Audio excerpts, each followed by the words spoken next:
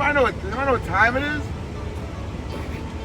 Oh yeah, it's time to talk about Rushville, Indiana.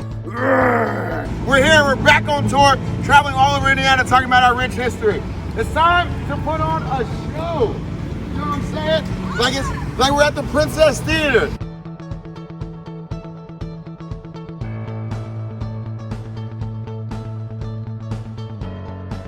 I'm gonna tell you about Rushville and the black community that was here. Ha! I'm in Rushville. We're back all over Indiana. Booker T. Washington. I bet you've heard this name before if you've been on tour.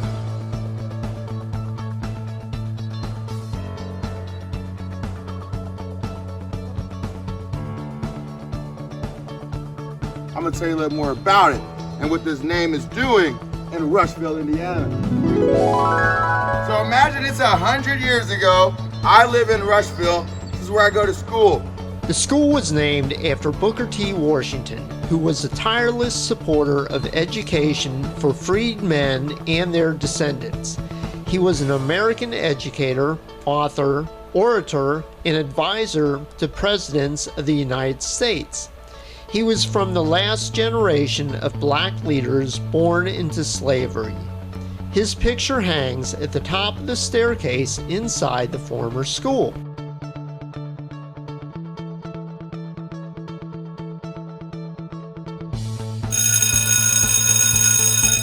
School just got out for the day, and I'm here to go play at the playground. As you could imagine, where the black kids play, by the black school. So I like to take my shoes off and immerse myself in the environment where we were, right? Where it was home for us. Black home again in Indiana. Now follow me over here. I talked about the AC. It's hot in Rushville today. Imagine it's hotter during the school year. So if you need to cool off, there's no AC, open windows aren't enough. Joe just told me, he pointed out, he's going to invite us here today. He pointed out that you need these giant windows up here because there's no AC. So you think you get hot in the classroom, imagine what it's like up here. Yeah, open up this window, cool me off. You can run and jump in the pool. Not really, there's not water right now, but this was a pool here. So a lot of ways to cool down here in Rushville to beat the summer heat of Indiana. So the black school, just like in Indianapolis, is in the heart of the black community. It's right around the black neighborhood. Right there is a black church, Second Baptist. Call it Second Baptist because the First Baptist was already taken by the white people that were here. That's Second Baptist. This is a black neighborhood right here in Rushville. We were invited by the Quakers. As you see throughout Indiana's history, the Quakers have always had an open heart to African Americans coming to this community. Rushville remembers. Rushville remembers so much. They remember their black school. They did not knock it down. They remember Carol Jenkins. They did not forget about her. Down in Martinsville, she was murdered for being black after dark. She sold encyclopedias. And some guy didn't like that she was black and doing that and killed her. Court documents say 70-year-old Kenneth Richmond had a pronounced dislike for black people. Do you still dislike black people? Police say he proved it by stabbing 21-year-old Carol Jenkins in the chest on a Martinsville street. The crime occurred on September 16, 1968. It remained unsolved until Richmond's own daughter provided information. She was only 7 years old at the time of the crime, and her father paid her $7 not to tell her mother about what happened. 33 years is a long time, and sometimes people don't want to remember or don't feel it's safe to remember. And I would encourage anybody that's hearing this broadcast to come forward. No lead is too small. Jenkins' family is thankful a suspect is in custody. I am really relieved, and I'm just more or less, I just don't know what to say. I'm glad that someone worked as hard as they did, you know, to get this over with. It's not over yet, but I do know that who it is, and I can look at other people and realize they are not the ones that touched my daughter. State police detectives never gave up. When there's not that hope, or that it's so very small, that we do the things necessary to find it. And this was one we felt very, very adamant that we need to find closure to. They remember that here in Rushville, much more than they do in Martinsville. They remember in Rushville. This is the part they dedicated for Carol Jenkins and her family and her life. You see a quote for the mayor, Rushville Remembers. So this labyrinth here, it's used to reflect.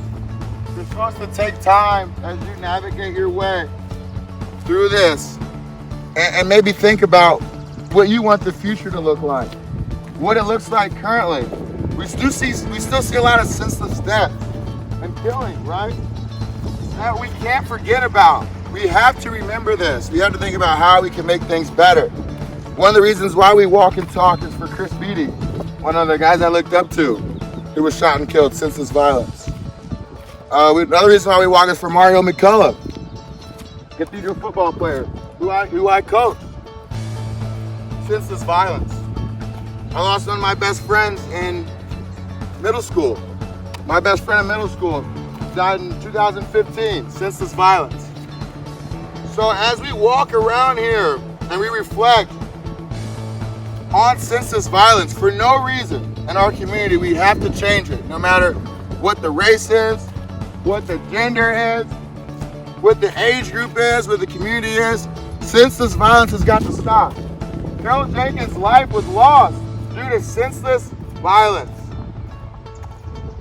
Walking around here is peaceful, but it fills you with energy. It should inspire you to maybe think that you can do something to prevent what's all going on.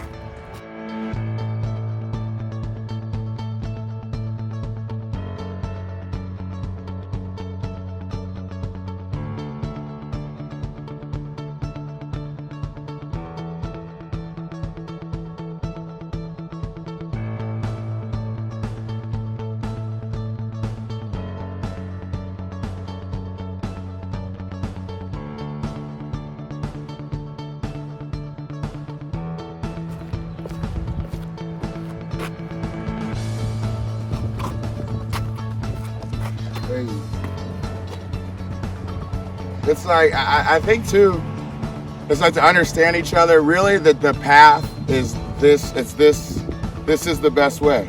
Like for me to get to you. Yeah. But I feel like historically we've always done all of this to try to understand when it's right, it's right there, you know? Never straight line. Yeah. Yeah, like you get done, I walked all that and I realized like I'm still the same distance from him as I was before. You know? It's like, it is kind of just symbolic as far as... It's definitely interesting. Yeah, like